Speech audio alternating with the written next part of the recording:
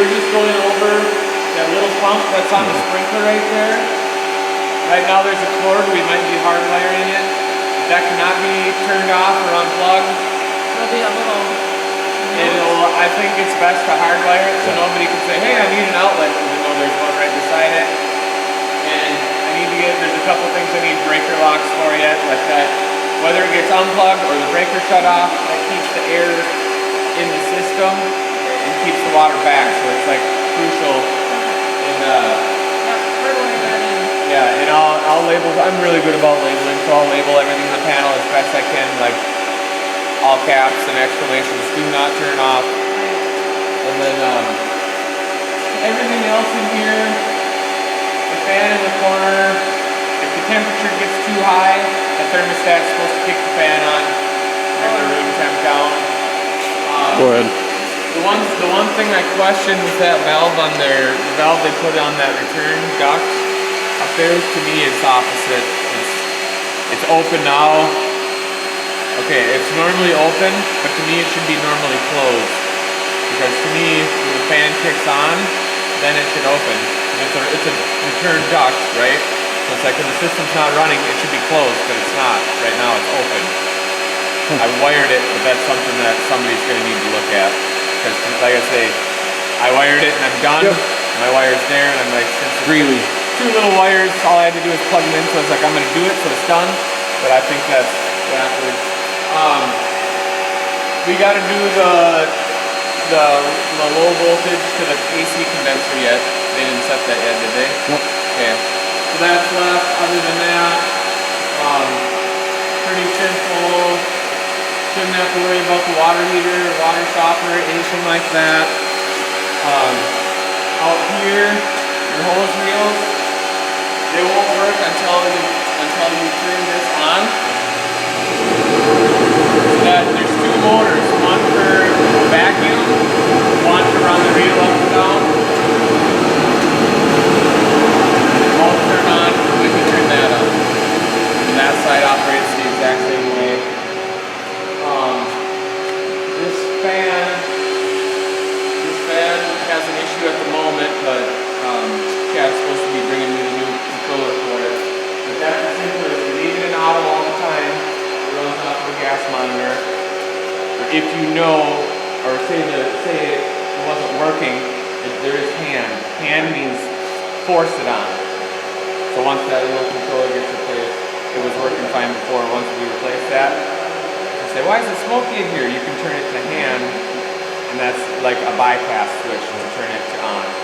And or in the summer, if it gets good and hot in here, that'll keep an airflow. Or late fall. Or yeah, you could do that if you're like, oh my, I'm cooking in here. And the way it's supposed to work, this is documented on the video or whatever. That gas detector, there's the remote sensor up there, and there's one on the sensor itself, and they're supposed to be changed.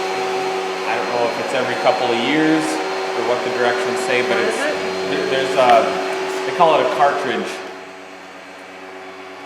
But I think if you changed it every couple of years, it's like anything. And that should be listed in all the O&Ms and stuff too, I would think. I think there's a box Okay. inside there. I know I got a So you bunch have the from numbers off it. Andrew. He sent me all that I'm putting into our own, Okay. so it should be in both places then, Okay. which will give you a O&M file for every scope of work and everything for the building. This. So I left the box in there for you, so, and if you want, I can put a little label on there that says change cartridge every so often and put the date it was last changed, because I know how that works. Yep. Next thing you know, it's been 5 years. Yep. But yeah, hand off auto. Right now it's in off, but if you want it to run off of this, put it in auto. Okay. And if you want hand, turn it to hand. And the way it works, there's a contact in here. So say it senses gas, harmful gas. It closes that contact that turns the damper motor on, so it opens the damper for air. And then there's a contact in that says, okay, it's open, then that tells the fan to run. Okay. And there's different speeds on this controller. I put it at about 90% on speed A there. I left a little diagram in there too. And there's a little bit of directions in here on how it works. Okay. for the next guy. If it happens to not be me. And the fan on the other side's basically the same, even though it's slightly different because that one's on a VFD.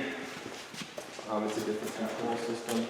Other than that, your lights, they operate, there's a light switch there, a light switch there, and a light switch by that door. They function like normal light switches always do, but with the occupancy sensors integrated into it, if you left them on and it timed out, they'll come on automatically when you walk in, even though that's technically not what they're designed for. You're supposed to shut them off when you leave. But, so yeah, if you forget to shut them off, then after a half an hour, they'll shut off by themselves. Yesterday they were shutting off after 4 minutes. 4 minutes? Mm-hmm. I couldn't have been. Because we were in my office and we timed out. Oh, really? Okay, I'll have to look at the dip switches. And then Should be. we're gonna do like answer for everything. I talked to, what's his name No, again? never mind. We'll talk about that later. Okay, right. If you decided you didn't like it, we have easy changes. Other than that, compressor has the disconnect there. The pressure washer, you unplug to disconnect. Everything's pretty straightforward and simple here. 2 welded outlets, regular outlets. There's really not all that much going on. For occupancy sensors, that one's got a switch sensor. The break room and office have them in the ceiling. They're supposed to be set at a half an hour.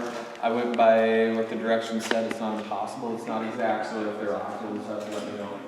And the bathrooms are the same as the electrical room there. Wall switch sensor. The fan and the lights are supposed to kick on as soon as you go in. So if the lights are on, this fan's supposed to be on. So if at some point you're like, hey, my fan's not running, when my lights are on, something happens somewhere. So either the fan motor went bad or whatever. Other than that, that's pretty much all there is. There's really nothing to coach anybody on as far as how things work. In here, it's kind of the same deal with the lights. They're supposed to be on for a half hour as well. That's what the print was spec'd as, to keep them on for a half an hour. And these I would leave on. We talked about that before. So that when they back a bus in, they come on automatically. And then the controls for this fan are the same. It's hand-off auto. Okay. So if I put the sensors on this end, theory being, if there's gas on that end, it has to get sucked across the entire building before it'll shut off, right? I didn't want to set it down there. And then it clears a quarter of the building and it's not sensing gas, and then it hovers over here. So that was my thoughts behind that. Other than that, this is pretty much just outlets, lights and outlets in here. Hand-off auto for the fan, and that's about it. The lights outside, are they on and? I needed to talk to Deanne about that yet. I tried changing some stuff. I had to get a remote in order to monkey with them. And I changed some stuff, but I didn't know for sure what was going to happen.